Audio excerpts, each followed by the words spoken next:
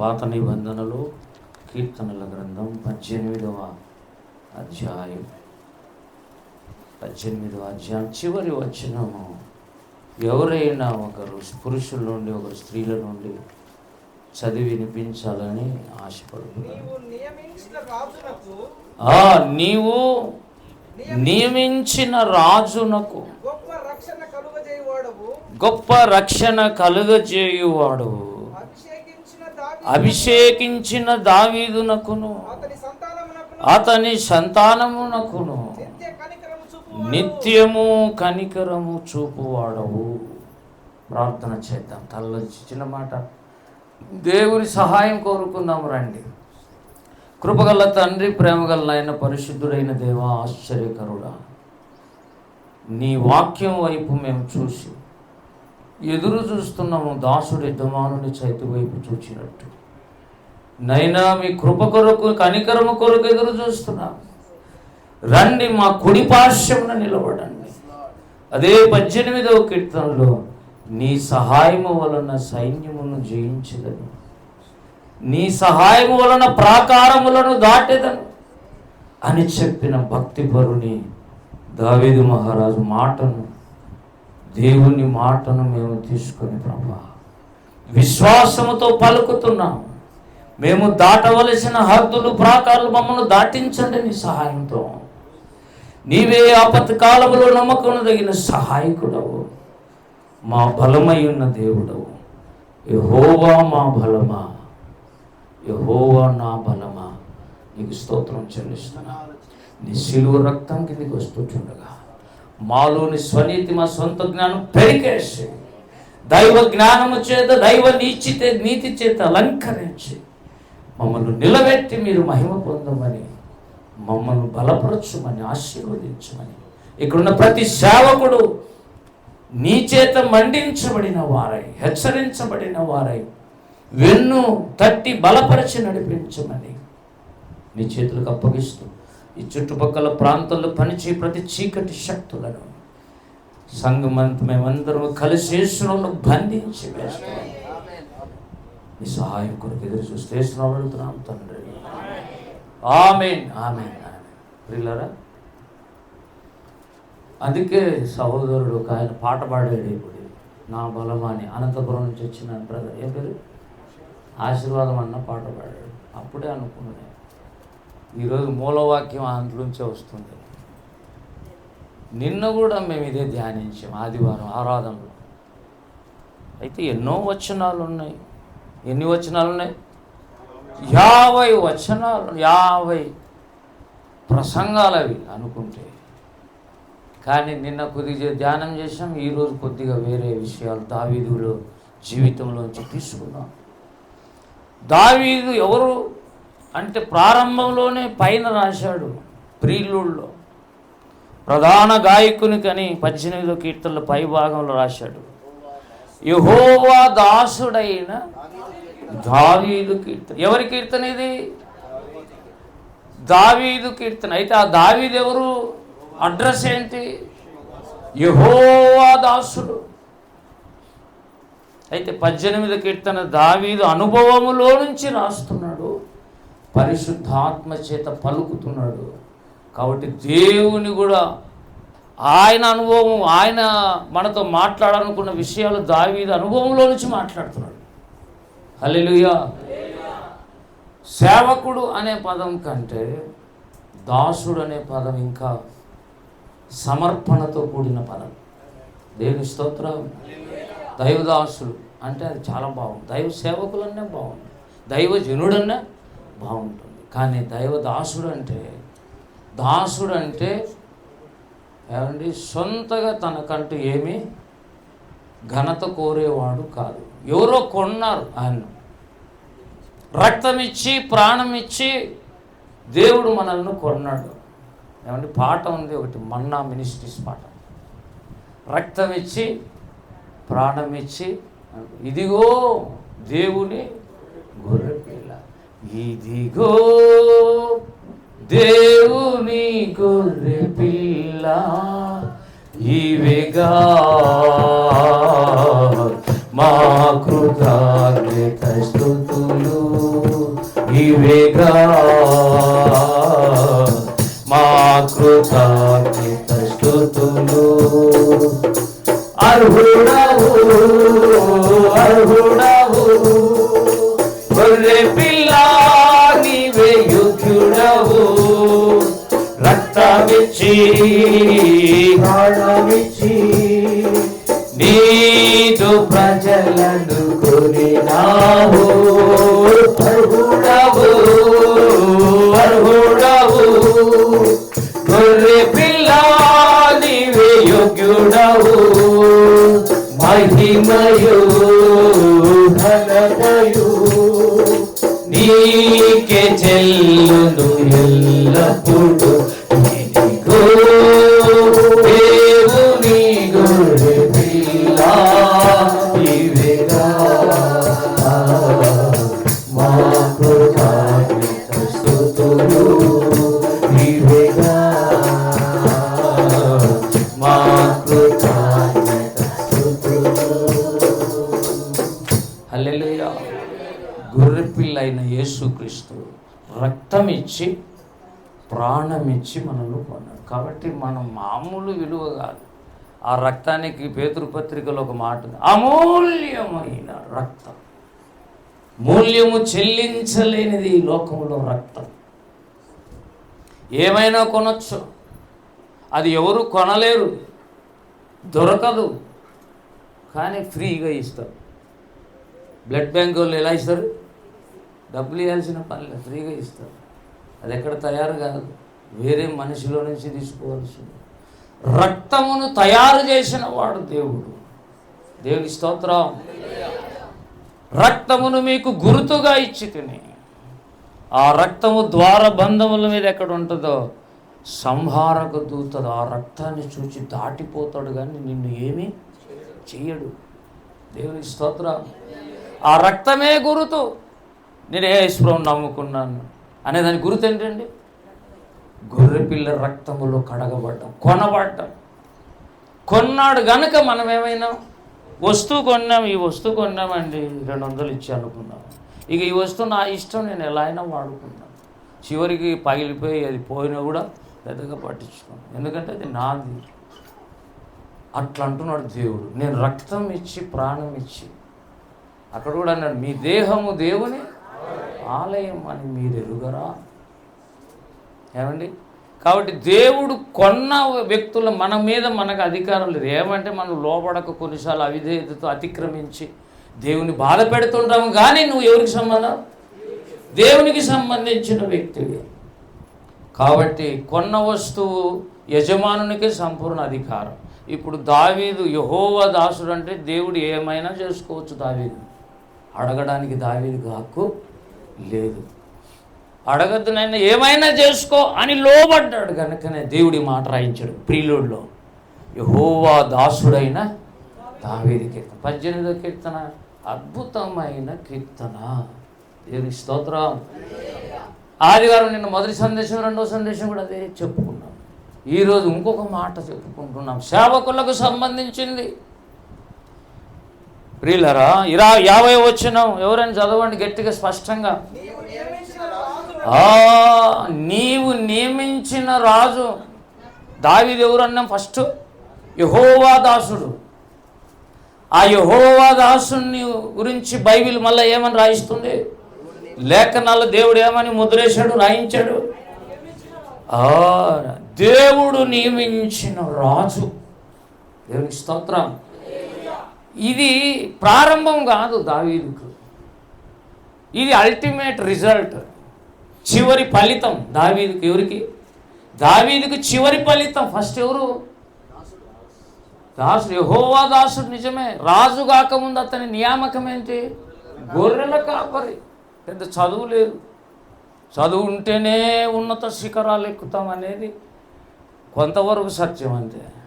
మరి దావీదుకు ఏ చదువు లేదు. సరే, యోసేపుకు ఏ చదువు లేదు, దానియేలుకు ఏ చదువు లేదు, ఎస్తేరుకు, వీళ్ళంతా రాజులు అయిపోయారు. దేవుని స్తోత్రం కలుగుతుంది. చదివితే చదివి రాజు కావటం ఒక ఎత్తు, దేవుడు అనుకుంటే ఏమున్నా ఏమి లేకున్నా నిన్ను రాజు చేయగలడు. దేవుని స్తోత్రం. చదువు ఉన్నోళ్ళైనా చదువు రానోళ్ళైనా ఇద్దరితో మాట్లాడగలడు. జ్ఞానులతోనేమో ఇండైరెక్ట్గా నక్షత్రం ద్వారా మాట్లాడాడు.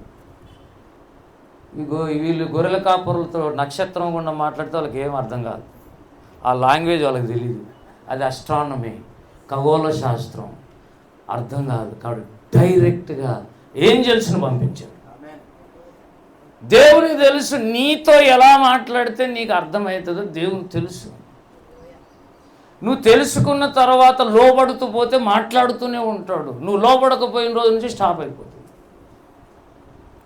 మాట్లాడతాడు చాలా కాలం. విధేయతే నిన్ను ముందుకు నడిపిస్తుంది. దేవునికి స్తోత్రం కలుగునుగా. ఉన్నత శిఖరాలెక్కలు అక్కడే అన్నాడు. నిన్న మేము ధ్యానించాం 33. ఇప్పుడు బ్రదర్ పాడినది, అందుకే అప్పుడే నాకు పాట అంతా వినేశాను. నేను ఇళ్ళనట్టే ఉన్నాను. ఇప్పుడు ఇల్లరా 33. ఆయన నా కాళ్ళు అంటే ఎవరి కాళ్ళు ఇవి? నన్ను అనలే, నా కాళ్ళను కూడా ఆయన రొంత ప్రత్యేకంగా మార్చి ఆ పాదాలను ఏం చేశాడట? కాళ్ళను ఏం చేశాడు? జింక కాళ్ళ వల్లే చేస్తున్నాడు. ఇదేంటండి, జింక కాళ్ళు తీసుకుని మనిషి కాళ్ళు చేస్తే మంచిది, కానీ అది 4 కాళ్ళు, ఇది 2 కాళ్ళే. ఈ కాళ్ళు తీసుకుని ఆ కాళ్ళు చేస్తే ఎట్లా అంటే అర్థం, జింకకున్న ఏదో ఒక లక్షణం దావీదులో పెట్టాలని దేవుడు అనుకున్నాడట. దేవుడికి మహిమ కలుగును గాక. అదేంట జింక అన్న, దుప్పెన్న, లేడి అన్న ఒకటే కదండి, మనకందరికి తెలుసు. అది ఇవి కొండల మీద ఉన్నత పర్వతాలకు కూడా ఎక్కుతాయి. కొండమేకలు అంటారు కొన్ని అయితే. అవి అసలు దానికి రెక్కలే ఉండవు, కానీ అంత ఎత్తైన స్థలాల్లో ఈజీగా నిలబడతాయి, ఈజీగా జంప్ చేస్తాయి, ఈజీగా పడిపోకుండా అంత ధైర్యంగా ఉంటాయి. అలాంటి కాళ్ళు, లేడి వలె పరిగెత్తే కాళ్ళు అవసరమే. కొండలెక్కినప్పుడు అక్కడ కూడా నిలబడగలిగినటువంటి, అందుకే ఏమన్నాడు అక్కడ? ఎత్తైన స్థలముల మీద నన్ను. అల్టిమేట్ ఇది కూడా రిజల్ట్ చెప్తున్నాడు. దావీదు యొక్క ఫలితం జీవితం ఎక్కడ నిలబడ్డాడు? పోయి ఉన్నత స్థలములు. అవి అందరూ ఎక్కేటి కాదు. అందరూ క్యాబినెట్ మినిస్టర్లు కాగలమా?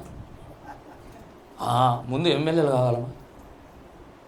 ఏమండి, అది కూడా చిన్న ఉద్యోగం రాగలదా? అది కూడా రాక పరుగులు తీసుకుంటాయి. కాబట్టి ఆ ఉన్నత శిఖరాలు ఎక్కాలంటే ప్రత్యేకంగా దేవునికి అప్పగించుకున్న వాళ్ళని దేవుడు చేయబట్టి నడిపించిన స్థితి. దేవునికి స్తోత్రం. ఉన్నతమైన ఎత్తైన స్థలముల మీద నన్ను. దావీదు రాశాడు కదండి. ఇదేదో అనుభవం ఉంది. ఇంకొక భక్తుడు కూడా రాశాడు, సేమ్ ఇదే పదజాలంతా. హబక్కూకు 3:19 చదవండి. 3:19 ఎవరైనా చదవండి. ప్రభువు యెహోవాయే. ఏమండి, హబక్కూకు ప్రవక్త యొక్క బలం ఎక్కడి నుంచి వస్తూ ఉంది? దేవుడే అతని బలం. ఆయన నా కాళ్ళను లేడి కాళ్ళ వలె చేయును. సేమ్ వర్డ్స్ కాదా? లేడి కాళ్ళు అన్నాడు, ఇక్కడ జింక కాళ్ళు. అక్కడ ఉన్నతమైన ఏమన్నాడు? అక్కడ ఉన్నత స్థలములు, ఇక్కడ ఎత్తైన స్థలములు. అన్న ఒకటే. అక్కడ ఇక్కడైతే నిలుపుచున్నాడు 18లో, అక్కడ నడుపుచున్నాడు. ఏమన్నాడండి? నడవజేయును. కొండల మీద నిలబడ్డమే కష్టం. అంటే ఆ చిన్న చిన్న ఆ యొక్క రాళ్ళ మీద నుంచి జంప్ చేయటం, నిలబడడం చిన్న విషయం కాదు, ఎక్స్ట్రాడినరీ. రెక్కలు లేకుండానే అవి అంత పైన ఉంటాయి. ఈ అనుభవం, ఈ ఉన్నతమైన అనుభవము క్రైస్తవులకైన దేవుని బిడ్డలకు దేవుడు నిర్ణయించిన అల్టిమేట్. హల్లెలూయా. అందుకే నేను అంటున్నా 50వ వచనంలో, నీవు నియమించిన అంటే దావీదు రాజు కావటము, రాజుగా దేవుడు ఉంచటం, ఆ నియామకం దేవునికి ఎక్స్పెక్ట్ చేసిన ఉద్దేశం అది. హల్లెలూయా. అందుకే ఏమన్నాడు అపోస్తల కార్యంలో?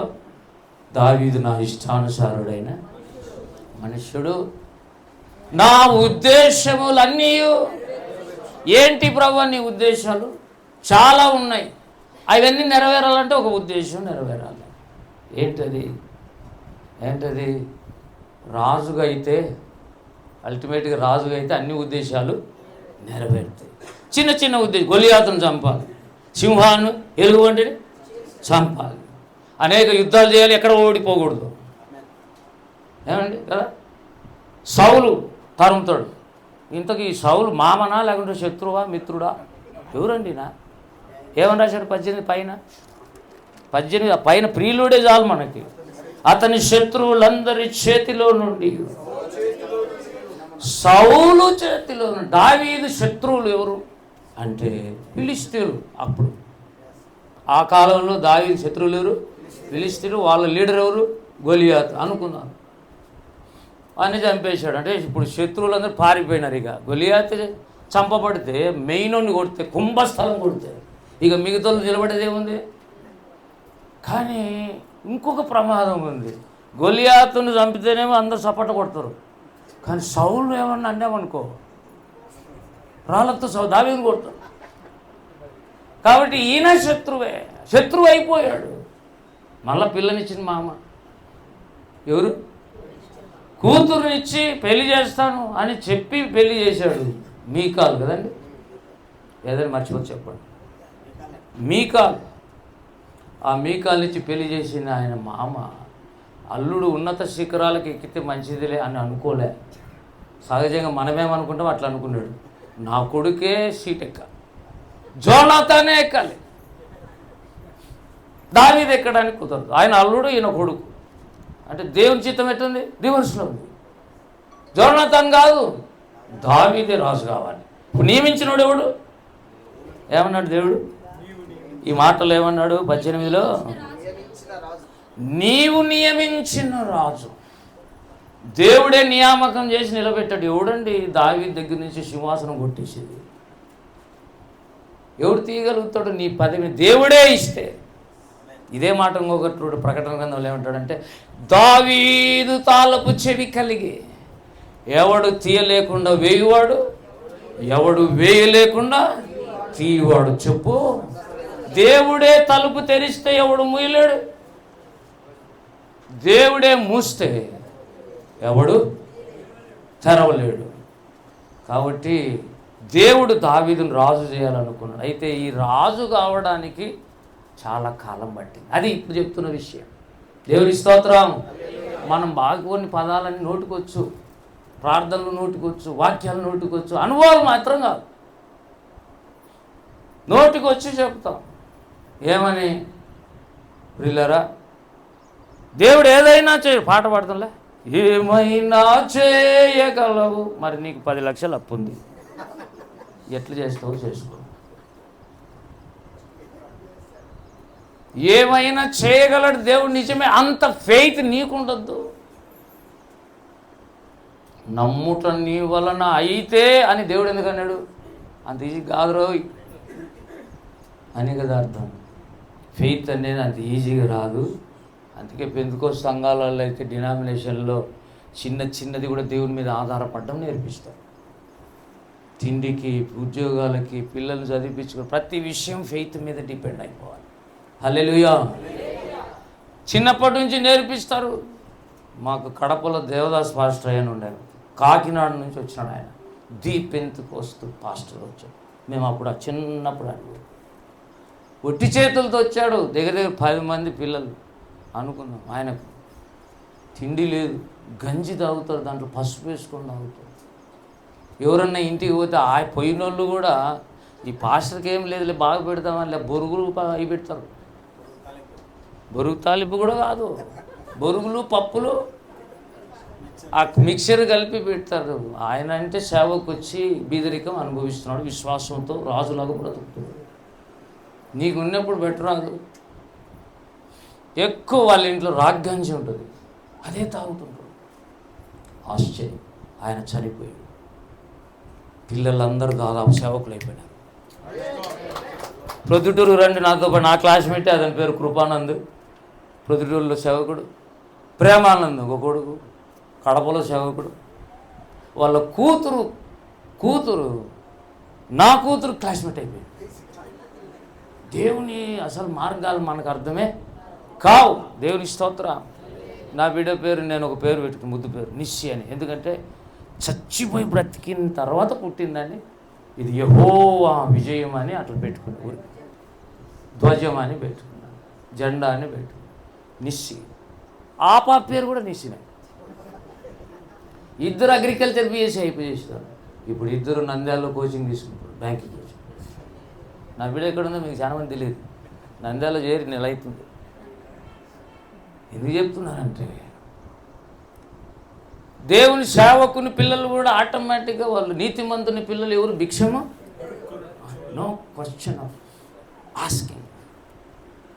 అడగటం తక్కువ, అసలు తక్కువేంది, అడగరు. అవసరతలు ఉన్న అడగరు. నీ అవసరతలను దేవుడే ప్రాక్టికల్గా చేయి, మరి చూద్దాం. దేవునికి స్తోత్రం కలుగును కాక. మనకన్నీ పాజిటివ్ కావాలి.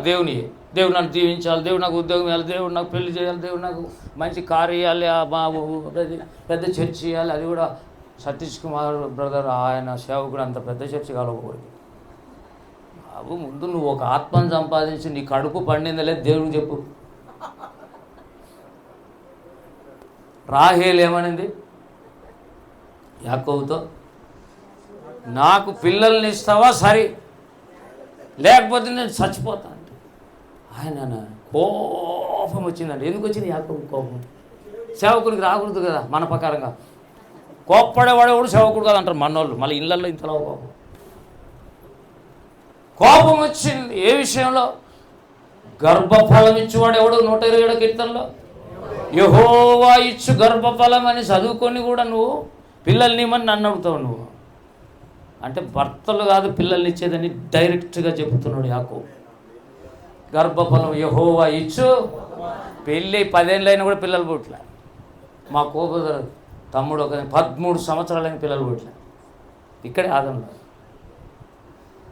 తర్వాత మన పాస్టర్ చార్లెస్, పరిమళమ్మ ఇద్దరు వస్తే ఒకసారి మేమిద్దరం, నేను నా వారి ఇద్దరు మొత్తం 4 వాళ్ళిద్దరు ప్రార్థన చేస్తూ కొడుకుని ఇస్తానని చెప్పినాడు. మేము ఎవరు చెప్పలే, భయపడి. 13 ఏళ్ళకు కొడుకు పుడతాడంటే పుడతాడా లేదా డౌటు. కానీ ఏమైతే ఏమైందని కొడుకు ఇస్తానని అన్నాడు. పేరు కూడా మోసెస్ అని పెట్టమని పాస్టర్ మాకు. వాళ్ళు పేరు కలుపుకొని నిఖిల్ మోసెస్ అని పేరు పెట్టాడు. వాడు ఇప్పుడు బీటెక్ అయిపోయింది. హైదరాబాద్లో he's working as a software engineer. 13 ఏళ్ళైనా భర్త ఏమీ చేయలేడు. గర్భఫలము అతని వలన కాదు, దేవుడు అనుకుంటే తప్ప కాదు. ఎందుకంటే అది దేవుడిచ్చు, గాడ్స్ గిఫ్ట్. కొంతమంది కార్ల మీద రాసుకోండి. అసలు ఈ గిఫ్ట్లే కాదు, కార్లు లేని వాళ్ళు చాలామంది ఉన్నారు. నీకు ఉంది కాబట్టి రాసిన గాడ్స్ గిఫ్ట్ అని. పిల్లలైతే అందరికీ ఉంటారు కాబట్టి అది నిజంగా ఇచ్చిన పిల్లలు వీళ్ళు గిఫ్ట్స్ ఇల్లండి. దేవుని స్తోత్రం. కాబట్టి దావీదు రాజు కావటానికి చాలా ఏళ్ళు ప్రయాసపడ్డాడు. మొట్టమొదటి విషయం 18 చివరిలో. తర్వాత చదవండి. నీవు నియమించిన రాజునకు గొప్ప రక్షణ కలుగజేయువాడు. బాగానండి జాగ్రత్తగా. ఈ రాజుకు ఫస్ట్ గొప్ప రక్షణ గ్రహింపు ఉంది. దావీదు మహారాజుకి ఏం గ్రహింపు ఉంది? దేవుడిచ్చిన గొప్ప రక్షణ గ్రహింపు ఉంది. ఇదే మాట హెబ్రీ పత్రిక 2వ అధ్యాయంలో ఏమంటాడు? ఇంత గొప్ప రక్షణ. చాలామందికి 90% అర్థం కావటం లేదు. ఏం రక్షణ అది? గొప్ప రక్షణ. ఎలా అర్థమవుతుంది? అర్థం కాదు బాబు, అది గ్రహింపు. దాన్ని కొలస్సీ 2వ అధ్యాయంలో ఏమన్నాడు? సకల గ్రహింపు యొక్క సకలమైన ఐశ్వర్యాలు దాచిపెట్టి దేవుడు నీకు రక్షణ ఇచ్చాడు. దాని పేరు గొప్ప రక్షణ. గొప్ప రక్షణ. ఈ రక్షణ అర్థమైతే ఇంక ఏం అవసరం లేదు, మిగతాయన్నీ ఆ రక్షణ పాలవుతాయి. ఈ రక్షణ అనేది చాలా పెద్దది. దాంట్లో 7 స్టెప్స్ ఉన్నాయి. 7-fold salvation. సాల్వేషన్ అంటే ఒకటి కాదు. కొంతమంది భక్తులు 3-fold సాల్వేషన్ అంటారు. Justification, sanctification, glorification. ఈ 3 నువ్వు అనుభవించకపోతే నీది రక్షణే కాదు. ఫస్ట్ నువ్వు నీతిమంతుడు కావాలి, తర్వాత పరిశుద్ధపరచబడాలి దేవుని చేత. అలాగే పెరిగి పెద్దోడుపై తర్వాత మహిమలో దేవుని చేత మహిమపరచబడాలి. మహిమ గల సంఘంలో ఉండాలి. దేవుని స్తోత్రం. మన సంఘమే సంఘం అని కాదు, దేవుని సంఘం సార్వత్రిక సంఘం. హల్లెలూయా. భూమి మీద ఉన్న యేసు రక్తములో కడగబడిన ప్రతి ఒక్కడు ఎవరు? దేవుని సంఘముల అవయవాలే. నువ్వు ఒక అవయవం, నేను ఒక అవయవం. కానీ ఇక్కడ ప్రాబ్లం ఏంటంటే నువ్వు ఏ అవయవమో నీకు తెలియదు సరిగ్గా. కొంతమందికి తెలుసు, నాకు తెలుసు అనుకున్నాను, నేను చెయ్యి అనుకున్నా ఊరికి. నువ్వు నేను కూడా చెయ్యి, నేను కుడి చెయ్యి నేను అని నేను కూడా కుడి చెయ్యి. అట్టయితే పని కాదు. కుడి చెయ్యికి ఎడమ చెయ్యి సపోర్ట్ ఇస్తే సహకారం వస్తుంది. అంటే మొదట మనకు ఏదో మనం ఏం అవయవమో ఏం పని చేయాలో మనకి సరిగా తెలియదు కాబట్టి అన్ని అవయవాలకు అడ్డు తగులుతుంటారు. అట్లా దేవుని కార్యాలు సఫలం చేయాల్సిన మనం ఆటంకంగా మారుతాం. అందుకే నాతో కూడా సమకూర్చని వాడు చెదరగొట్టు వాడగా తయారవుతాడు. దేవునితో పాటు మనం ఏం చేస్తుండాలి? జత పని వారం అయిపోవాలి, సమకూరుస్తూ ఉండాలి. దేవుడు చెప్పిన పని చేయాలి, చేతనైనంత చేయాలి. మిగతా చేత కాదు ప్రభు, నాకు దేవుని సహాయం, పరిశుద్ధాత్మ సహాయం దయచేయండి ఆయన. ఇక్కడ దావీదు కూడా అదే అన్నాడు 29లో, నీ సహాయం వలన. ఏదైనా నేను చేయాలంటే ఏం కావాలి? నీ సహాయము వలన నేను సైన్యం అంటే ఒకరా ఇద్దరా అండి? బెటాలియన్. అది ఒక సైన్యం అంటే ఒక గుంపు. అది ఒక సైన్యముతోనే పోరాడి జయిస్తాడు. అవుతుందా? సాధ్యమవుతుందా? ఒక్క సమస్య వస్తేనే మనం భయపడిపోతాం.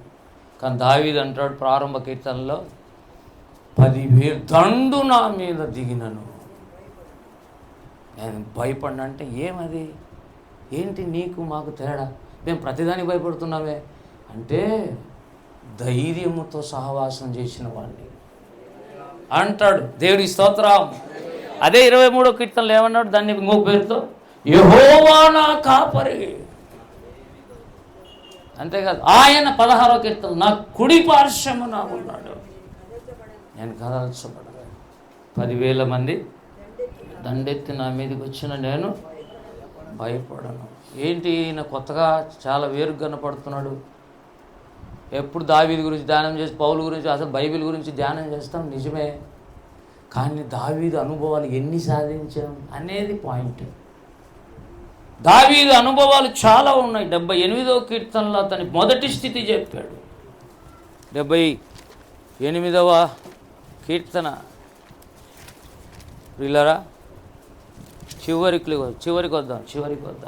70వ వచనం సేమ్ దేవుడు అంటున్నాడు, తన దాసుడైన.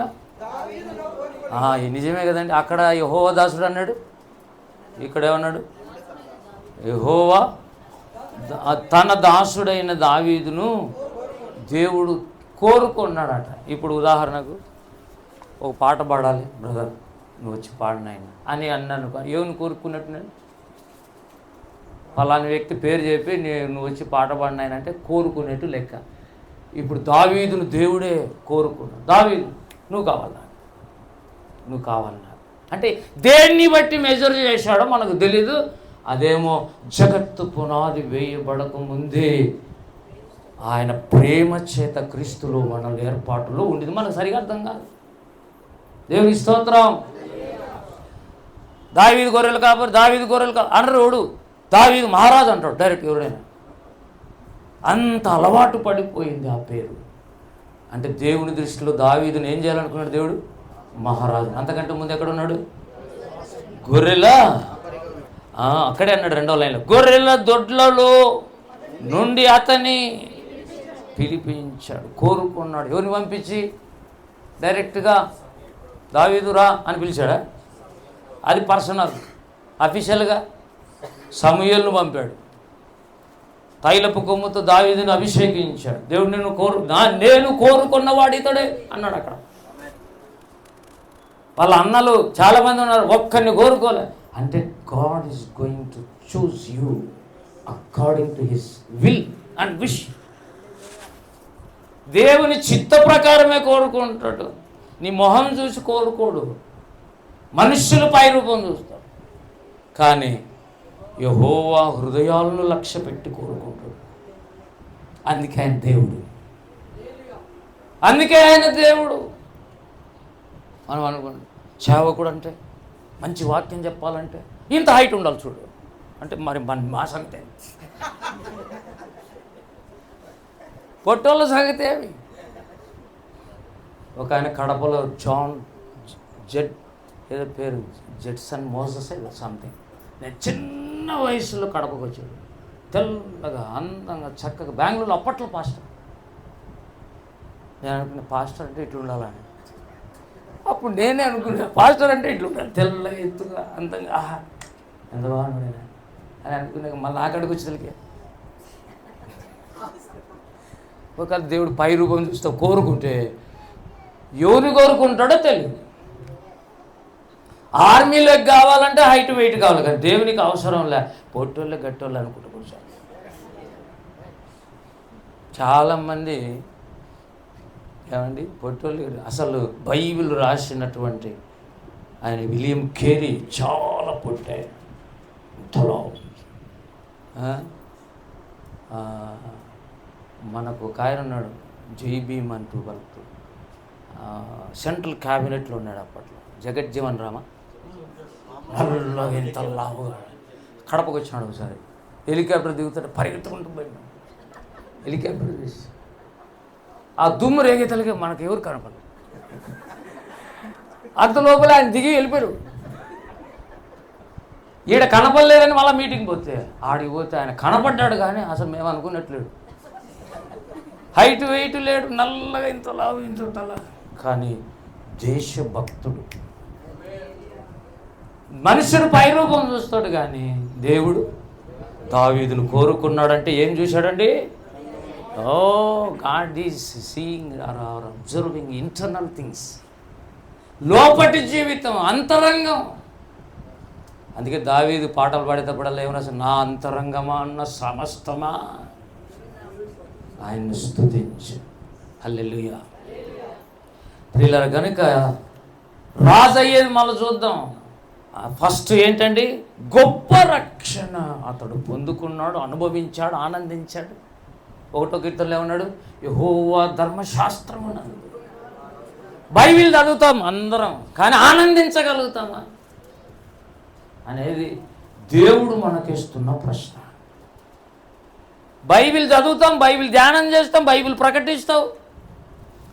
కొంతమంది నోటికొచ్చు. కాళీ గంగరాజు అన్న ఎందుకన్నా తెలిసిన, ఆయన 20 ఏళ్ళ కిందట కడపకు వచ్చి వాక్యం చెప్పాడు. ఆయన ఒక దొంగ, ఒకప్పుడు జైల్లో పట్టబడినటువంటి వాడు, తర్వాత సేవకుడు అయ్యాడు. 5000 ఇంగ్లీష్ రెఫరెన్సులు చెప్పగలడు. మొత్తం ఇంగ్లీష్ వచ్చేసింది. రేపు సంవత్సరం ఏప్రిల్లో తాను తన మనోడు ఇద్దరు అమెరికాకు పోయి 50 స్టేట్లలో గాస్పల్ చెప్పి రావాలని నా టార్గెట్ బ్రదర్. వాళ్ళు రావటం కాదు, మనం పోయి వాళ్ళకి చెప్తాం అన్నాడు మొన్ననే 1 వీక్ కిందట. కాబట్టి రెఫరెన్సులు నోటికి నేర్చుకోవడం కూడా ఏమండి లీస్ట్ థింగే, కానీ దాన్ని ధ్యానించి ఆనందించాలి. దాన్ని యెహోవా ధర్మశాస్త్రమును దివారాత్రము ధ్యానించుచు, దాన్ని ఆనందించుచు కదా, ఆనందించుచు దాన్ని దివారాత్రము ధ్యానించువాడు వారికి స్పెషల్ బ్లెస్సింగ్ ఉంటుంది. ఒకటి ధన్యతలో, చాలా ధన్యతలు, ఒక ధన్యత యాడ్ అవుతుంది. అన్ని ధన్యతలు పొందుకుంటే ఆశీర్వాదాలు పొందుకున్నట్టు లెక్క. దేవుని స్తోత్రం. పరలోకపు మెజర్మెంట్స్ వేరు, భూలోకపు మెజర్మెంట్స్ వేరు. మనమేమో పైన మనిషిని చూసి సేవకుడు ఇట్లా ఉండాలనుకుంటాం, కానీ దేవుడు అసలు ఒక చిన్నగా పొట్టిగా ఉంటాడు, కానీ ఈ మధ్య చచ్చిపోయినాడు ఆయన. ఏ పేరు ఆయన పేరు? హానోక్ కదా, జోసఫ్. ఎంత అద్భుతంగా వాక్యం చెప్తాడండి. చూడడానికి ఏం బాగున్నాడు, కానీ వాక్యం చెప్పి అనేకులను యేసుప్రభువు మళ్ళించాడు. దేవునికి కావలసింది అదే. దేవుని స్తోత్రం. నీ కడుపులో నుంచి ఎంతమంది పుట్టారు అనే దాన్ని బట్టి నువ్వు పెద్దలతో మాట్లాడాలి. 10వ పిల్ల కానిపోతుందంట ఒక ఆయనకి. పెళ్ళి కాని పిల్ల పోయి కొద్దిగా నొప్పులు అట్లే ఉంటాయి, తట్టుకో అట్లే ఉంటాయి నొప్పులు అంటే నీకెంతమంది అంటే ఇంకా పెళ్ళే కాలేదక్క. మరి నీకెంత పిచ్చి బాగుందని పో. 9 మంది కానీ నాకు వచ్చి చెప్తావు నా ఎక్స్పీరియన్స్ ఎంత నువ్వెంత. దినకరన్ గారు 8 గంటలు ప్రార్థన చేస్తారు. 15 నిమిషాలు ప్రార్థన చేసేవాడు ఆయనకు సవాలు విసురుతాడు. 15 నిమిషాలు ప్రార్థన చేసేవాడు దినకరన్ గారిని తప్పులు పట్టాలని ఎవరు పిచ్చాడు. ముందు 1 గంట ప్రార్థన చేయి, రోజుకు చూద్దాం. 8 గంటలు మళ్ళీ చేద్దు. 9 వరాలు కలిగిన వ్యక్తి డిజిఎస్ దినకరన్ గారు. దేవునికి స్తోత్రం. 100ల సార్లు పరలోకం చూశాడు చనిపోకముందే. కాన్ఫిడెన్స్ ఎలా ఉంటుందంటే దేవుడు అంటే, అందుకే ఆయన నిలబడినప్పుడు చూసారా సింహం ఉన్నట్టున్నాడు. చూసారా మీరు? కళ్ళు కూడా ఇంత పెట్టుకున్నాడు, వాయిస్ కూడా అంతే. 1000 మంది రక్షింపబడ్డారు, 1000 మంది స్వస్థతలు పొందారు. దేవునికి స్తోత్రం. పొరపాటుగా బక్సింగ్ గారి దగ్గరికి పోయి నీకోసం ప్రార్థన చేస్తా అన్నాడు. డిజిఎస్ దినకరన్ గారు యంగ్ ఏజ్లో బక్సింగ్ గారి దగ్గరికి పోయి ఏదో ఒక విషయంలో నేను నీకోసం ప్రార్థన చేస్తాను గెట్ అవుట్ సైడ్ అన్నాడు ఆయన. ఎవరు? బక్సింగ్ గారు. బక్సింగ్ గారు అంటేనే ప్రార్థన పడు కదండి. ఆయన ప్రార్థన పడు, ఆయన ఎక్స్పీరియన్స్, ఏజ్ ఎక్కువ. అట్లతో మాట్లాడేటప్పుడు కొద్దిగా జాగ్రత్త మాట్లాడు. చేస్తే చెయ్యి ప్రార్థన, చేస్తే చెయ్యి ఆయన కోసం, కానీ అడిగిపోయి నీ కోసం ప్రార్థన నేను చేసుకోలేనా, నేను చెల్లిపో అన్నాడు. కానీ పౌలుతో పోలిస్తే వీళ్ళందరూ తక్కువే అనిపిస్తుంది. ఎందుకంటే సంఘముతో అంటాడు మీరందరూ మా కోసం ప్రార్థన. అంత ప్రేయర్ వారియర్ అయి ఉండి మన ప్రార్థన అడిగే ఆయన మేలు పర్వతం, అంత ఉన్నత శిఖరాలెక్కిన భక్తులు వాళ్ళు. ఏమి లేదు, ఉట్టికెక్కలేం మనం. స్వర్గానికి ఎక్కిన ఫీలింగ్ పెడతాం, ఫేస్ మాత్రం. నాకైతే చాలా తెలీదు, రాదు. ఏదైనా మోటుగా పలికితే ఏమనుకోవద్దు. కడప జిల్లా, మరి కడప జిల్లా మళ్ళీ పులివెందుల. సంతోషంగా దేవుని సన్నిధిలో హల్లెలూయా. నా పేరులోనే ఉంది పులివెందుల మోడి అని. ఒక ఆయన అన్నాడు, నువ్వు అట్లా సీఎంకి సంబంధించినవా అట్లా పిఎంకి సంబంధించినవా అంటే 2 రాసుకోండి. పులివెందులు ఉంది కాబట్టి సీఎం అప్పుడు జగన్మోహన్ రెడ్డి ఉండే సీఎం, ఎక్స్ సీఎం. తర్వాత మోడీ ఇప్పటికి కూడా పిఎంఏ. ఊరికి పేర్లే నాకుండేది, వాళ్ళకు ఒరిజినల్ చైర్లే ఉండే. దేవుడికి స్తోత్రం కలుగును. కానీ నా పేరు చూసి కూడా కొంతమంది నా జోలికి రాలే, అందుకే బోర్డు వేసినాడు. అనవసర ప్రాబ్లమ్స్ రాకుండా ఉండాలంటే లాయర్ చెప్పినాడు, నీ నేమ్ బోర్డు అయ్యి బ్రదర్ సగం ప్రాబ్లమ్స్ పోతాయి. అంటే ఎట్లా అంటే ఏమో భయపడే వాళ్ళు భయపడతారు. దేవుని స్తోత్రం.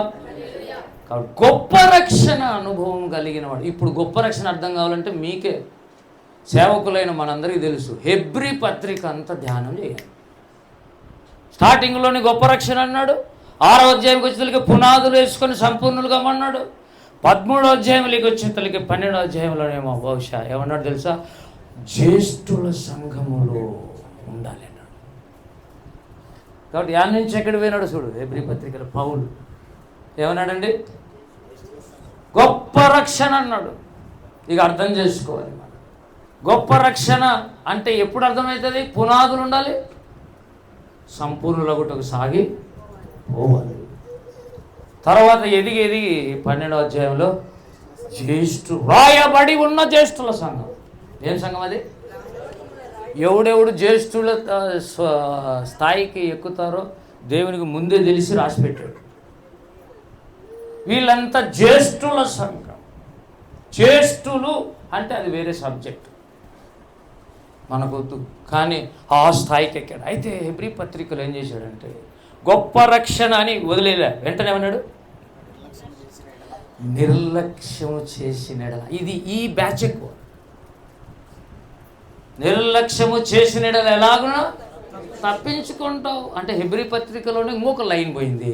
అది నిర్లక్ష్యం చేసి భ్రష్టులైపోయి చివరికి పాతాళానికి వెళ్ళిపోయిన బ్యాచ్. దేవునికి స్తోత్రం కలుగునుగా. కాబట్టి గొప్ప రక్షణ దావీదుకు దేవుడు ఇచ్చాడు. ఒక రోజుది కాదు, మళ్ళీ అది కంటిన్యూషన్లో రాశాడు. 18 చివరిలో ఏమన్నాడు అసలు ఆ పదం 50లో?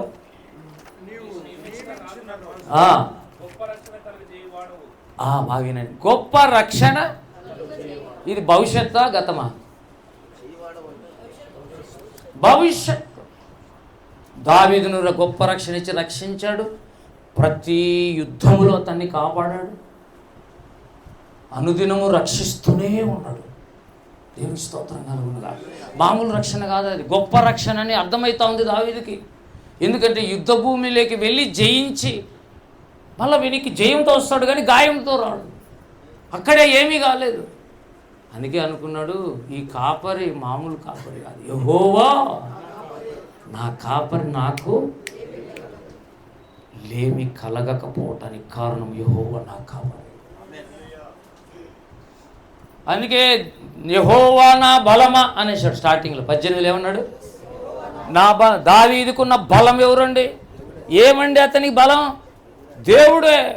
దేవుడు అంటేనే అంత దేవుడే అనుకోకూడదు. అక్కడ త్రిత్వమే దేవుడు ఉన్నాడు. హల్లెలూయా. తండ్రి యొక్కయు కుమారుని యొక్కయు పరిశుద్ధాత్మ ముగ్గురి త్రియేక నామం యేసునామం. కాబట్టి ముగ్గురి అనుభవాలు సాధించాడు. ఇంత గొప్ప రక్షణ పొందుకున్న తర్వాత మరి నెక్స్ట్ చదవండి. అభిషేకించిన దావీదు నాకు, అది సంగతి. దేవుని స్తోత్రం కలుగునుగాక. గొప్ప రక్షణ అనుభవాలు ఉన్నాయి. అభిషేకించబడ్డాడు అంటే చాలా మంది రాజుగా అభిషేకం అనుకుంటారు. అది కూడా అభిషేకమే, పట్టాభిషేకం. అది ఇది ఆత్మాభిషేకం. హల్లెలూయా. దావీదు రాజుగా ఉండడానికి అభిషేకించబడ్డాడు, నిజమే.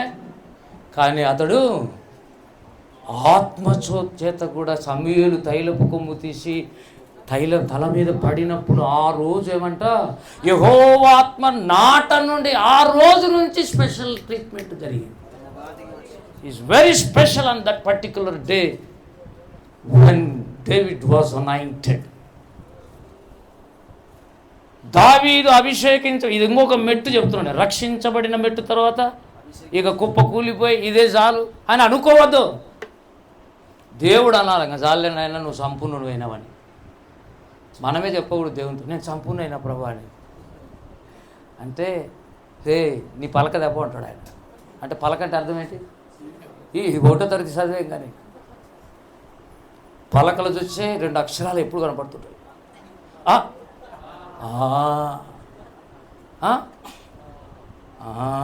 ఇంతే ప్రతిదానికి నువ్వు ముందు వాళ్ళు నేర్చుకుంటుంటే సంపూర్ణులం మనం కాలేము. అందుకు దేవుడు ప్రారంభం నుంచి చిన్నపిల్లలు పుట్టినాల నుంచి వాళ్ళకి ఏం వస్తుంది? ఏడుపు. వాళ్ళు అడగడమే ఏడుపు. కన్నీటి ప్రార్థనలు నేర్చుకోవాలి. రక్షింపబడిన వ్యక్తి ఒక రోజుకు అభిషేకించబడతాడు. When God's anointments came down. అసలు దావీదు ఎలా అయిపోయాడండి? సింహానికి ఈక్వల్ అయిపోయాడు. సింహం ఎలుగు వెంట వస్తే కూడా ఏముందిలేండి, ఒక గొర్రె పిల్ల పోతే పోయింది, ఇంకా 99 ఉన్నాయిలే అని అనుకోడు. ఆ గొర్రె పిల్ల ప్రాణము కంటే తన ప్రాణాన్ని ఈజీగా వదిలేయగలడు. పోయి మీద పడి చంపుతుందని అనుకోకుండానే దాన్ని చంపి దీన్ని విడిచిపెట్టి దీన్ని విడుదల కలిగించాడు. హల్లెలూయా. మనం అనుకుంటాం, చాలామందికి తెలియని విషయం. ఆ మాట అనకూడదు, నాకు తెలియదు. ముందు దేవుణ్ణి అడిగా చాలా కాలం నుంచి ఒక ప్రశ్న, అసలు విమోచన అంటే ఏంది, విడుదల అంటే ఏంది ప్రభా అని అడిగి. విమోచన అంటే ఏమి, విడుదల అంటే ఏంటి? మీలో చాలామందికి తెలుసు, బహుశా కొంతమంది నాకు కూడా తెలియదు అని అనుకుంటారు లోపల. అయితే తర్వాత నేను చాలా కాలం సెర్చ్ చేస్తే ఓఫీర్ అనేది ప్రశ్నోత్తరం ఏం జరుగుతుంటుంది బాగా చూడండి. క్షీరసాగర మదనం. నీకు ఇష్టం వచ్చిన డౌట్ అయ్యి పొలిటికల్గా కానీ స్పిరిచువల్గా కానీ చెప్తాను. నీకు బైబిల్ గ్రంథాన్ని ఆధారం చేసుకొని నీతో మాట్లాడతాను. దేవునికి స్తోత్రం కలుగును గాక. ప్రశ్నోత్తరం క్షీరసాగర మదనం ఎప్పుడు వస్తుంది బ్రదర్? అది ఇంతకుముందు శుక్రవారం ఉండే, ఇప్పుడు సాటర్డేకి మార్చినాను. వినండి. తర్వాత నేను ఆ అస్ట్రోపీడియా అనేది కొట్టి చూద్దాం. ఇప్పుడు చెప్తున్నా, విమోచించటం అంటే అర్థం ఏదైనా ఇచ్చి విడిపించడం అని వచ్చింది చూడండి. ఇది కూడా అంటే రక్తం ఇచ్చి ప్రాణం ఇచ్చినప్పుడు ఏమంటారు దాన్ని? విమోచన. ఏదైనా డబ్బులు ఇచ్చి కొంటే అది విమోచన. అందుకే నేను ఎవడును ఏ విధము చేతనైనా తన సహోదరుని విమోచింపలేడు. ఆయన తాను చెల్లించిన క్రయధనము బహు గొప్పది. ఏదో ఇచ్చి నన్ను విడిపించాడు. దాని పేరు ఏం పేరు? విమోచన. ఫస్ట్ మనల్ని విమోచిస్తాడు దేవుడు. ఇప్పుడు చెప్పండి, ఇశ్రాయేలీలందరినీ ఐగుప్తు నుంచి ఏం చేశాడు? విమోచించాడు. ఎలా? గొర్రె పిల్ల రక్తము చేత ఇచ్చి విమోచించాడు. మంచిది. విమోచన వచ్చిన తర్వాత దేవభక్తి సాధనలు చేసి, ప్రార్థనలు చేసి, ఉపవాసాలు చేసి, దేవునితో సహవాసం చేసి, సంఘంతో సహవాసం చేసి ప్రతి కట్ల నుంచి బయటికి రావాలి. దాన్ని విడుదల అంటారు. హల్లెలూయా. అర్థమైందా? చాలామంది విమోచించబడ్డాం, కానీ ఇంకా కొన్ని కట్లు ఉన్నాయి. మన నోట్లో ఇంకా కంట్రోల్ లేదు. మన యొక్క ప్రవర్తనలో సరి లేదు. మళ్ళీ దేవుని దగ్గరకు వచ్చి, ఏంటి ప్రభు నేను ఇంత బలహీన, నన్ను విడిపించిన అడుగుతావు దేవుణ్ణి. కాబట్టి విడిపించబడాలంటే బిడ్డ వింటున్నావు నువ్వు లాస్ట్లో 2 ప్రశ్నలు ఇస్తాను నీకు. నేను ఇప్పుడు కామన్ నౌన్లో మాట్లాడుతుండా, రేపు ప్రాపర్ రౌండ్లో మాట్లాడా, జనరల్గా మాట్లాడుతుండా. దేవుడు ఎప్పుడు జనరల్గా మాట్లాడతాడు. ఆకాను దొంగతనం చేస్తే డైరెక్ట్గా యెహోషువ వీడు తిన్నాడు మనుషులు, వీడే దొంగతనం చేసి అని చెప్పాలి చూడు దేవుడు. ఎందుకు తెలుసా? వీడంతకు వీడే ఒప్పుకుంటాడేమో అని ఆయన ప్రయాసం. అతిక్రమలు దాచిపెట్టకుండా ఒప్పుకునేవాడు. అబ్బా, దేవుని స్తోత్రం. కాబట్టి ఆయన కామన్ నౌన్లో మాట్లాడుతాడు. అందరితో మాట్లాడినాడు. వింటున్నావా అంట. నేను కూడా అంతే. ఎవరైనా నిద్రపోయినా సండే లే అనేది అంటే ఎవరని చెప్పాను. మళ్ళీ నాకు తెలిసి ఎవరో, ఎందుకంటే ఇట్లుంటుంది కదా వాళ్ళు. నేనే అని తను ఒక్కడే అనుకుంటాడు, ఆయన ఒక్కదే అనుకుంటాడు. పేరు చెప్పకూడదు. అప్పుడు ఎవరిని మనం అవమానపరచాలి. వింటున్నావా అనాలి అంతే. ఎవరంతా వాళ్ళు సెటరేట్ అయిపోతారు. దేవుని స్తోత్రం. ఏమండి, నేను కొంతకాలం లెక్చరర్ పనిచేసిన, అది నా బలహీనత. నా క్లాస్లో ప్రతి ఒక్కడు జాగ్రత్తగా వినాలి. వినలోని బయట పంపిస్తా. అట్లుంది అప్పుడు స్ట్రిక్ట్. ఇప్పుడు మీరు కంపేర్ చేసుకోవద్దు. ఇది వేరు, అది వేరు. అది బడి, ఇది గుడి. అది బడి, కానీ బడి లేకుండా నీకు గుడి అర్థం కాదు. నేర్చుకోవాలి, ఎలా కూర్చోవాలి నేర్చుకోవాలి. కొంత సెల్ ఫోన్ మాట ఏమయ్యా, దేవుడు ఉండడని గ్రహింపు లేదా నీకు? అంత బిజీనా నువ్వు? మాట్లాడుకో తర్వాత. అందుకే ఎల్ఈఎఫ్ సంఘాలు ఏమంటారు? ఒక డాక్టర్స్ మాత్రమే మీ సెల్ ఫోన్ ఆన్లో పెట్టుకోండి మందిరంలో, మిగతా వాళ్ళంతా సైలెంట్ మోడ్లో పెట్టుకోండి. ఎందుకంటే ఆపరేషన్ ఎప్పుడు వస్తుందో అప్పుడు మీరు లేచిపోయి చెప్పకుండా. మిగతా వాళ్ళు ఎవరు అంత బిజీ కాదు, నోరు మూసుకొని సైలెంట్ మోడ్లో ఇది నేను అనలే, వాళ్ళ సిద్ధాంతం అది. అందుకే ఎల్ఈఎఫ్లో కూర్చుంటే, ఈవెన్ బేర్షివా అంటే హెబ్రోన్ సహవాసంలో కూర్చుంటే నువ్వు లేస్తే కూడా లేవనీరు. అందుకే కొంతమంది తెలివిమంతులు ముందే కూర్చో. అందుకే నేనేమన్నా కొద్దిగా ముందుకు రండి ఎందుకన్నా అంటే కొంతమంది దగ్గర కూర్చొని ఆడ నుంచి అట్లే మనం కొన్ని చిన్న విషయాలు నేర్చుకోకపోతే వాక్యం ఎప్పుడు నేర్చుకోలేము. దేవుని స్తోత్రం కలుగును గాక. దావీదు జీవితంలో మామూలు పునాదులు వల్ల గొప్ప రక్షణ తెలుసు. తర్వాత రక్షణలో ఎదుగు నిమిత్తం కొన్ని చేయాలి. పేతురు పత్రికలో ఏమన్నాడు? రక్షణ విషయములో ఎదుగు నిమిత్తం, ఎదగాలని నీకు ఆశ ఉంటే దాని నిమిత్తం చెప్తున్నా విను మరి అని ఏమన్నాడు?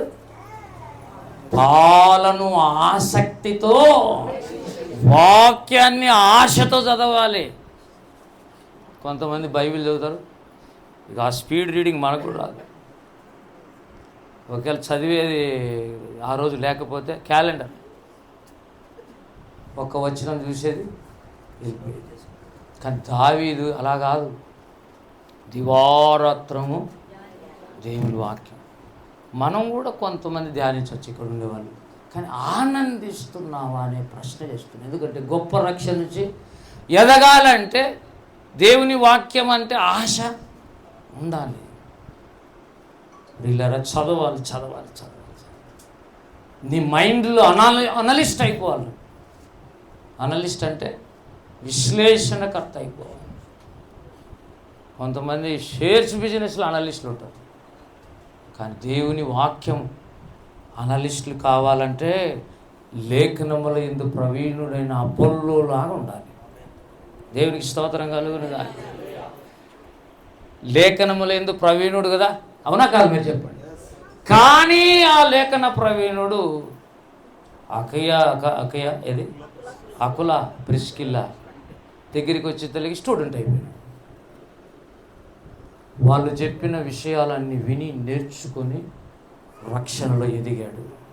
దేవునికి స్తోత్రం కలుగునుగా. బైబిల్ తెరిస్తే కూడా సరిపోదు, అనుభవాలు సాధించాలి. అందుకే బైబిల్ ఉన్నాడు, అందరూ అంతటా మారు మనసు పొంది సత్యమును గురించిన అనుభవ జ్ఞానం కలిగిన వాళ్ళై ఉండాలని దేవుని కోరిక. దేవుని కోరిక ఏంటండి? నువ్వు రక్షణ పొందాలి, రక్షణ అనుభవం ఉండాలి, సత్యం తెలుసుకోవాలి, సత్యమును గురించిన అనుభవ జ్ఞానం ఉండాలి. అనుభవ జ్ఞానం. పౌలు మహాభక్తుడు, సరే నీ సంగతి చెప్పు అంటాడు దేవుడు, నీ సంగతి చెప్పు బాబు.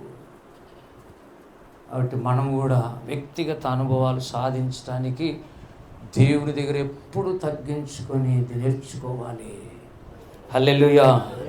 అందుకే దావీదు ఒక మాట అన్నాడు ఇక్కడ 34లో, నా చేతులకు యుద్ధము చేయు నేర్పువాడు ఆయనే, నా బాహువులు ఇత్తడి విల్లును ఎక్కుపెట్టును. దావీదుకు యుద్ధం చేసేది నేర్పించింది ఎవరంట? అంతకుముందు తెలీదు. అంతకుముందు జంతువులు చంపాడు, సింహాన్ని, ఎలుగుబంటిని ధైర్యంగా చంపాడు, బాగుంది. కానీ దాన్ని యుద్ధం అంటారు. నేను సింహంతో యుద్ధం చేశాను అంటారు ఎవడు. కానీ తర్వాత యుద్ధము నేర్చుకొని గొల్లియాతును యుద్ధం చేసి అనేక యుద్ధాలలో గెలిచాడు. దేవుని స్తోత్రం కలుగునుగా. నా చేతులకు యుద్ధమును, నా వేళ్లకు పోరాటము నేర్పువాడు ఇంకొక కీర్తనలో అంటాడు. ఇక్కడ బాణం ఎలా వేయాలనో దేవుడే నాకు నేర్పాడు అన్నాడు. రేయ్ నాయన ఇట్రా, బాణం పట్టుకో, ధనస్సుది లాగేది కాదు, ముందు గురి చూడరా, ముందు గురి చూడు అంటే. కొంతమంది ధనస్సు తీసుకున్నారు, ఏమండి బాణం తీసుకున్నారు, అసలు గురి దిక్కు తెలియదు, ఎక్కడ వేయాలో అర్థం కాదు. దేవుడు ఏమంటా అక్కడ, నా బాహువులు ఇత్తడి విల్లును ఎక్కుపెట్టేది, ఎలా గురిగా కొట్టేది, ఇదంతా దావీదుకు కావాలని దేవుని దగ్గర నేర్చుకున్నాడు. దేవుడే మాస్టర్. దావీదుకు ఎవరండి? యెహోవా నా కాపరి, యెహోవా నా బలం అని అంటాడు. యెహోవా నా శైలం, నేను ఆశ్రయించు నా దుర్గం. అన్ని దేవుడే దేవుడే దేవుడే. దేవుడికి స్తోత్రం కలుగునుగా. అయినా ఈనాడు ఒక మాట, సమూయేలు దగ్గర నేర్చుకోలేదా ఏమండి? అలాగే సౌలు దగ్గర నేర్చుకోలేదా? నేర్చుకున్నాడు. చాలా విషయాలు నేర్చుకునే తత్వం ఉంది. దేవుడికి స్తోత్రం కలుగునుగా. ప్రార్థన చేసి రక్షణలో ఎదిగి తర్వాత అభిషేకించబడ్డాడు. అభిషేకించబడిన తర్వాత ఇప్పుడు ఏమంటున్నాడు? తర్వాత 3వ పాయింట్, అభిషేకం పొందిన తరువాత దేవుడు నియమిస్తాడు. అందుకు మొట్టమొదటిది నీవు నియమించిన రాజు అన్నాడు. ఫస్ట్ రక్షణ, తర్వాత అభిషేకం, తర్వాత రాజరికం, సింహాసనం. 3 పాయింట్లు మనకు అర్థమవుతున్నాయి కదా. దేవుని స్తోత్రం కలుగును గాక. పునాదులు కాటికి వద్దాం. హెబ్రీ పత్రికలో గొప్ప రక్షణ అన్నాడు. 6వ అధ్యాయంలోకి వస్తే ఒక మాట, ప్రియులారా హల్లెలూయా చెప్దాం. కష్టంగా ఉన్న వాళ్ళు అన్నారు, ఏమన్నాడు? కష్టంగా ఉన్న వాళ్ళందరూ అంటే కొంచెం ఎక్కువ చెప్పినాడు. హెబ్రీ పత్రిక 6వ అధ్యాయంలో ఒక మాట ఉంటుంది. అక్కడ కొన్ని రాళ్ళు, పునాది రాళ్ళు ఉంటాయి. చదవండి. నిర్జీవ క్రియలను విడిచి, అబ్బా, అసలు నిర్జీవ క్రియలు విడిచిపెట్టాలనే దేవుడు సహాయం చేయాలి. పనికిరాని క్రియలు మనలో చాలా ఉంటాయి. అవన్నీ విడిచిపెట్టాలంటే దేవుడే సహాయం చేయాలి, దేవుడు మాట్లాడాలి. తర్వాత అన్నాడు, మారు మనస్సు, దేవుని విశ్వాసం, బాప్తిసం గురించిన బోధయు, హస్త నిక్షేపణం, మృతుల పునరుత్థానం, నిత్యమైన తీర్పు, ఇదంతా కలిసి పునాది. మొత్తం అంతా కలిసి పునాది. ఇప్పుడు గొప్ప రక్షణకు పునాది ఏంటి? ఇక్కడున్న విషయాలన్నీ. అంతేకాదు, ఇంకొక ఆయన అసలైన పునాది ఉన్నాడు, క్రీస్తు ముఖ్యమైన మూలరాయి. ఈ 6 + యేసు ప్రభు మొత్తం ఆ రాళ్ళన్నీ కలిపి ఒక పునాది వేయబడి, ఈ పునాదులు వేసుకున్నోళ్ళు ఏం చేయాలంటే నెక్స్ట్ పునాది మరల వేయక క్రీస్తుని గురించిన మూలోపదేశం మాని సంపూర్ణుల మగుటకు సాగిపోదు. దేవుని స్తోత్రం. భర్త అనగా భరించువాడు. ఇప్పుడు మీరు కూడా భరిస్తున్నారు. చాలా కష్టంగా అయిపోయింది. 1:30 అయిపోయింది. అందరికీ ఆ వాచ్ అట్లా పొరపాటు ఇట్లా పెట్టుకోవాలనుకుంటాను. ఇట్లా పెట్టుకోవాలి. దాన్ని ఎప్పుడు నేను చూస్తుండాలా. మీ పక్క పెట్టినామనుకో, దేవుని స్తోత్రం అంటాడు, అట్లా చూస్తాను. దాని లోపల నుంచి వచ్చిన స్తుతి కాదు అది. అంటే టైం చూసుకుని ముగిస్తే స్తుతిస్తామని. దేవుని స్తోత్రం అని పునాది మరల వేయక సంపూర్ణ మగుటకు అన్నాడు కదా. ఇక్కడ ఏమండి, సంపూర్ణులు అన్న ఒకటే, రాజులు సింహాసనం మీద ఎక్కడం అన్నా ఒకటే. ఇప్పుడు సింహాసనం మీద కూర్చున్న ఏమంటారు? రాజు. ఆత్మీయ భాషలో వాళ్ళ పేరు సంపూర్ణులు. దేవునికి స్తోత్రం. అందుకే బైబిల్ ఏమన్నాడు? రాజులైన. ముందెవరు? యాజకులు. వాళ్ళు ఏమైనారు? రాజులైన. ముందు యాజకులు, తర్వాత రాజు. అంటే అల్టిమేట్గా లాస్ట్లో ఏం కావాలి? మనం రాజులము కావాలి. దీని పేరే సింహాసనం. ఇప్పుడు దావీదు రాజుగా నియమించబడి సింహాసనం మీద, సింహాసనము రాజు ఒకటేనా? నిజమేనా? జయించు అని నాతో కూడా నా సింహాసనం అందు పోరాడండి అని పాట ఒకటి ఎస్ఎన్ గారు రాశారు. లాస్ట్లో ఏమన్నాడు? ఆ సింహాసనం నా గమ్య స్థానం, ఆగిపోను నేను, సాగిపోతున్నాను పోరాటం, ఆత్మీయ పోరాటం, చివరి శ్వాస వరకు ఈ పోరాటం ఆగదు, సాగిపోతున్నాను సిలువను మోసుకొని నా గమ్య స్థానానికి, సిలువను మోసుకొని. పాట రాశాడు ఆయన. నిజంగా లాస్ట్ వరకు సిలువ మోసాడు. క్యాన్సర్ అనే సిలువ కూడా మోసాడు, శ్రమలనే సిలువను మోసాడు, విశ్వాసం కాపాడుకున్నాడు. డాక్టర్ దగ్గరికి తీసుకుపోదామని కూడా లాస్ట్లో ఏదో తీసుకుపోయినారంట అంతా కలిసి, అయ్యా నువ్వు ఇంకా కొంతకాలం ఉండాలి అని. కానీ క్యాన్సర్ వచ్చినప్పుడు ఆయన బాగున్నప్పుడు, అభిషేకం ఉన్నప్పుడు అందరూ తలలు పెట్టారు.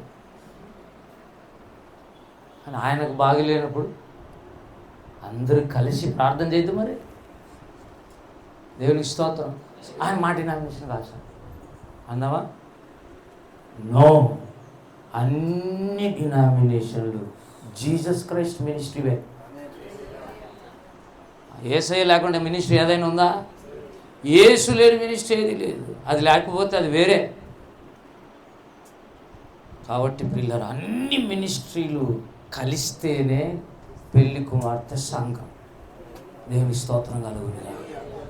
అన్ని కలవాలని దేవుడు ప్రయత్నం చేస్తుంటే విడగొట్టుకుంటూ పోవాలని సాతాను ప్రయత్నం చేస్తున్నాడు. సత్యాన్ని ప్రేమించిన వాళ్ళంతా ఒకటి కావాలంటే డినామినేషన్లని గలిబిల్లేపుతాడు. పాస్టర్లందరినీ ఐక్యపరుస్తామని చెప్తారు, ప్రసంగాలందరూ చేస్తారు, అందరూ 133 కీర్తన చెప్తారు. కానీ అసోసియేషన్లు పెట్టుకుని ఒకరినొకరు ముఖం చూడు చాలా. నేను చూసే ఒకసారి కర్నూలు వాక్యం చెప్తామని అసోసియేషన్ వాళ్ళు పిలిస్తే పోయి బహుశా వచ్చినావా? ఒక సాక్షి అయితే దొరికింది.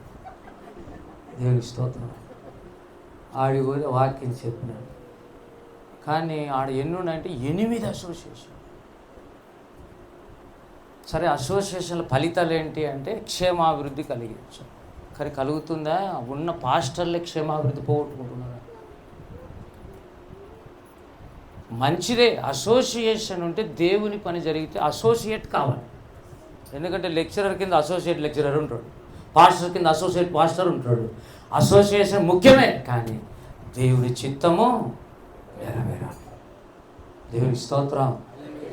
ఆ ప్రెసిడెంట్ల కోసం, ఆ సెక్రటరీల కోసం అవి పెద్ద పదవులు కాదండి. ఇప్పుడు దావీదు నియమించిన చూడు దేవుడు, అది గొప్ప పని. పర్మనెంట్గా మరణం వరకు ఉంటుంది దేవుడిస్తే. హల్లెలూయా. 5 ఏళ్ళ నుండి దిగిపోయేటు ఉండవు.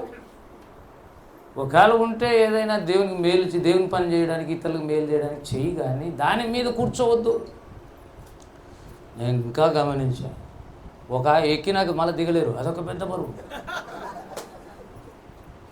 ఒక్కసారి ఎక్కాము, ఇక దిగడానికి మనసు ఒప్పదు. ఎందుకంటే మనకు అది తెలీదు.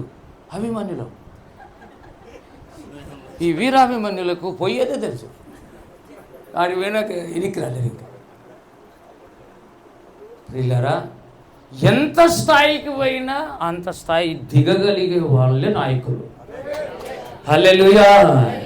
ఎంత స్థాయికైనా ఎదుగు. అసలు నాకు మన రాహుల్ గాంధీని చూస్తే పొలిటికల్గా అనిపిస్తుందండి. ఎప్పుడు ఆ వైట్ టీషర్ట్ వేసుకుంటాడు, ఆ కాకి ప్యాంట్ వేసు, కోట్లకు అధిపతి, పార్లమెంట్ భవనమే ఇట్లా గిఫ్ట్గా ఇచ్చిన వాళ్ళు వాళ్ళ ఫ్యామిలీ. అట్లా ఎప్పుడు ఒక డ్రెస్సులో కనపడుతుంటారు. మనమే అప్పుడప్పుడు వేరే వేరే డ్రెస్సులు మనమే కనపడుతున్నాం.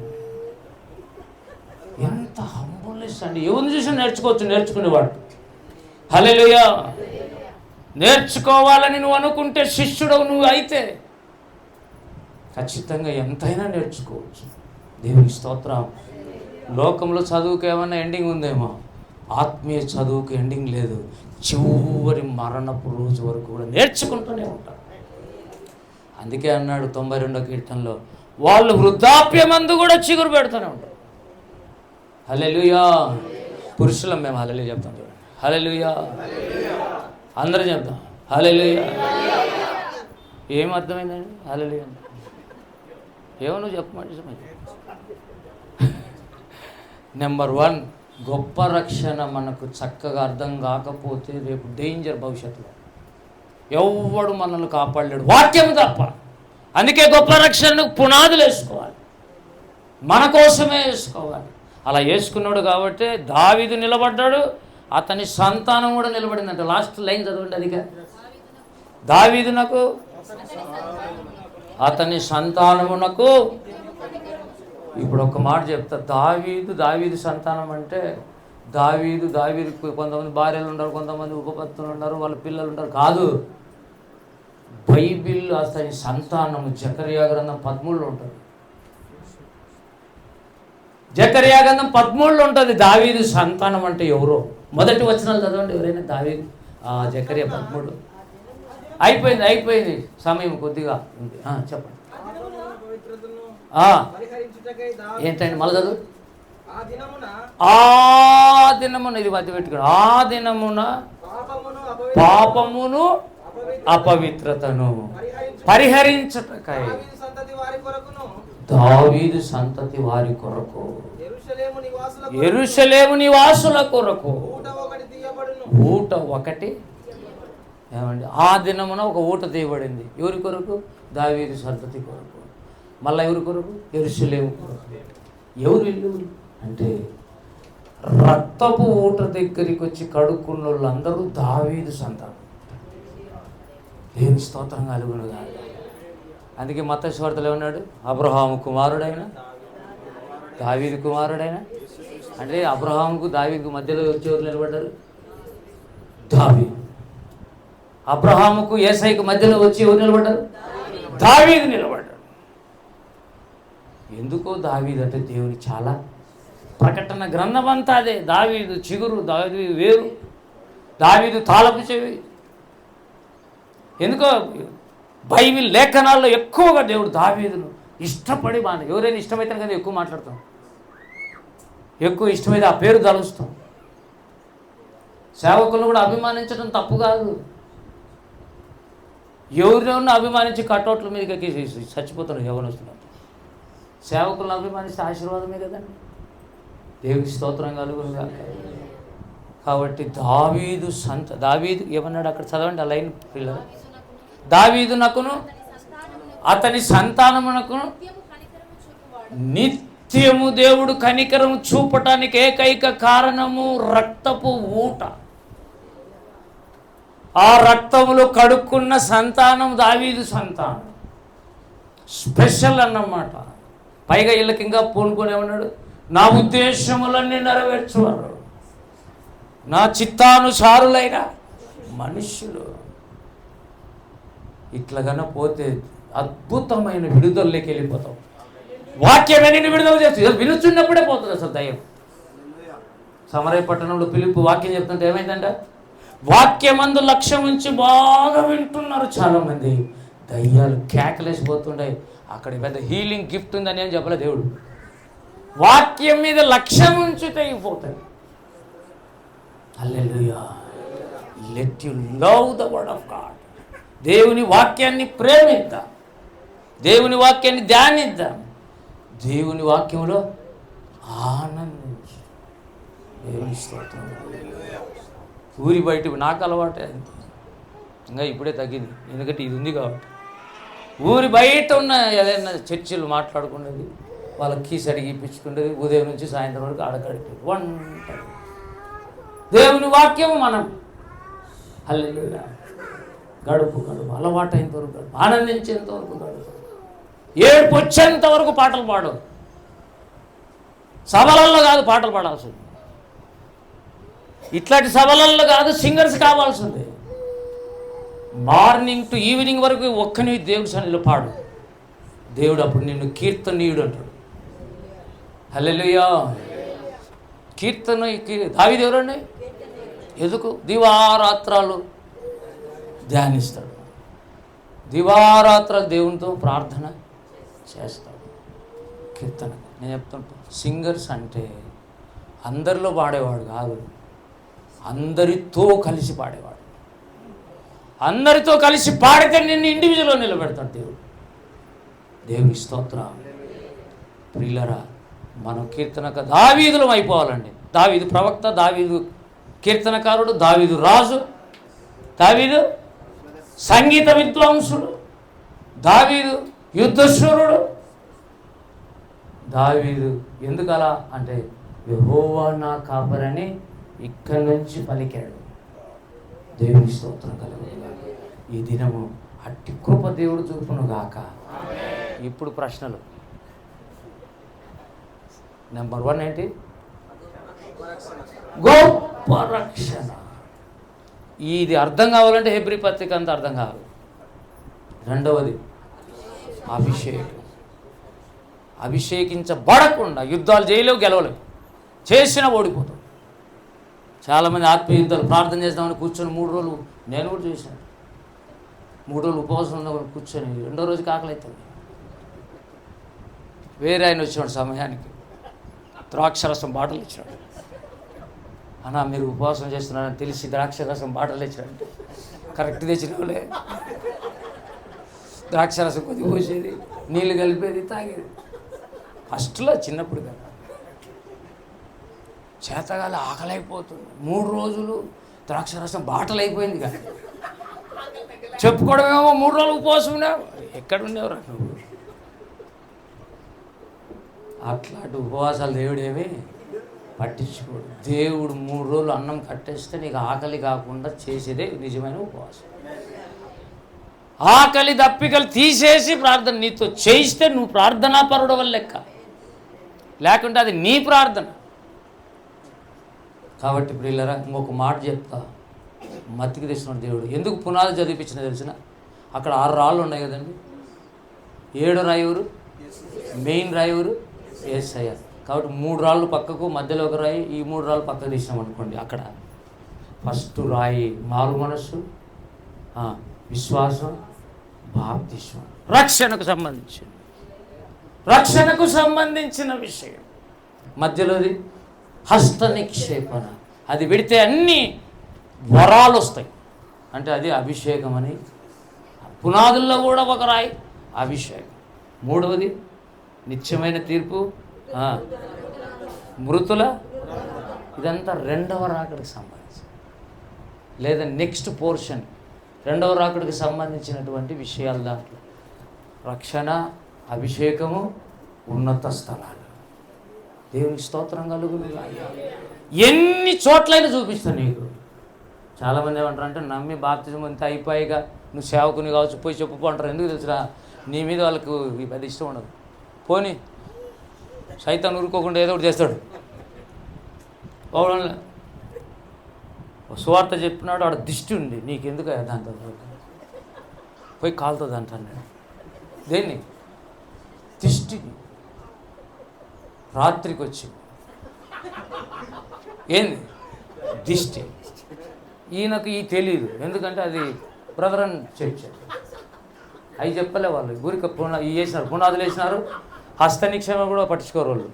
వాటి వరకు బాగా పునాదులు వేస్తారు. అయితే వెళ్ళి కొన్ని సంఘాలు పునాదురాలు బాగా వేస్తారు, కొన్ని కట్టడం ఏంటి? ఆమె కాలుతుంది అన్నాడు. ఆ దిష్టిని ఇంటికి వచ్చి రాత్రి వచ్చింది. అప్పుడు అర్థమైంది, అర్థంతుంది ఇప్పుడు. అందుకే చెప్తుంది, ముందు చదువు బాగా నేర్చుకొని మళ్ళీ సేవకు బయలుదేరి సువార్త పని చేయొచ్చు. ఎవరైనా కరపత్రికలు పంచు, అవి నేర్చుకో. వీధులలో పంచుతో పోతే అహం చచ్చిపోతుంది. కరపత్రికలు పంచే కొద్దీ నువ్వు తగ్గింపు వస్తానే ఉంటుంది. ఇలా మనోళ్ళు ఈరోజు రక్షణ బాప్తిస్మం మరుసటి రోజు సార్ పాట. ఏంది పాట? కూర్చోపో అని చెప్తాను నేనైతే. ఎందుకయ్యా మైకి పట్టుకుంటావు మళ్ళీ ఇడిసోదాన్ని? దేవుడు వాడుకోవాలంటే ముందు వేరేటి చేసేటివి ఉన్నాయి, కొన్ని నియమాలు నిబంధనలు ఉన్నాయి. పోరాడువాడు నియమం ప్రకారం పోరాడకపోతే బహుమానాలు కావాలంటే నియమాలు పాటించాలి. అసలు రక్షణ వద్దు, నియమాలు వద్దు, కిరీటాలు వద్దు అంటాడు సైతాను. చర్చికి వద్దు, అసలు వాక్యమే చదవద్దు. నిద్ర రాలేదంటే పో. ఎక్కడికి? కొంతమంది చర్చికి ఎందుకు వస్తారంట?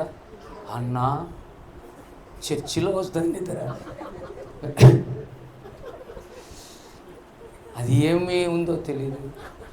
అంటే పిచ్చోడా, వాక్యం వినకుండా దయ్యం నిన్ను జోకొడుతుంది. దయ్యం ఏం చేస్తుంది? జోకొడుతుంది. నిద్రపో. బాలయేసు పాటలు ఉంటాయి కదా అట్లా. కానీ వాక్యం అలా అటెంటివ్గా వినేది. అందుకే ఎవరికి పనిచేస్తుంది అంటే, ఆశ కొరిన ప్రాణం మాత్రమే తృప్తి పొందిపోతుంది. హల్లెలూయా. ఇది కూడా వాక్యమే. ఆశ కలిగిన ప్రాణమును దేవుడు తృప్తిపరుస్తాడు. తృప్తి పొందిన వాళ్ళు ఎవరంటే ఆశ కలిగిన ప్రాణాలు. అట్టి ప్రాణాలుగా దేవుడు మనల్ని చేయడానికి, మనల్ని తృప్తిపరచటానికి దేవుని పాదాలు పట్టుకుందాం. సేవకులమైన మనకు పొలాలు ఉన్నాయి, మనకు సంఘాలు ఉన్నాయి, మనం సువార్త చేసే స్థలాలు ఉన్నాయి. ప్రభువా నన్ను కూడా వాడుకో, యజమానుడా నన్ను వాడుకొని అడుగుదాం రండి. మనమందరం లేచి నిలిచి చిన్న ప్రార్థన చేద్దాం. దయచేసి మనమందరం లేచి నిలబడదాం. లేచి నిలబడదాం. దేవుని వైపు చూడు, శిలువ వైపు చూడు, ప్రతి గాయం వైపు చూడు. తల మొదలుకొని అరికాలు వరకు రక్తము కారునంతగా మీరు పాపముతో